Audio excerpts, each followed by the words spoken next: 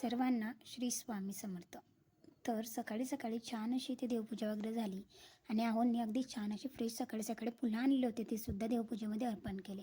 लगेचच दोघांचा चहा वगैरे बनवला आणि मी सुद्धा केंद्रामध्ये गेले. केंद्रामध्ये आता सध्या गुरुवारी खूप जास्त गर्दी असते, पण आज थोड्याच महिला होत्या.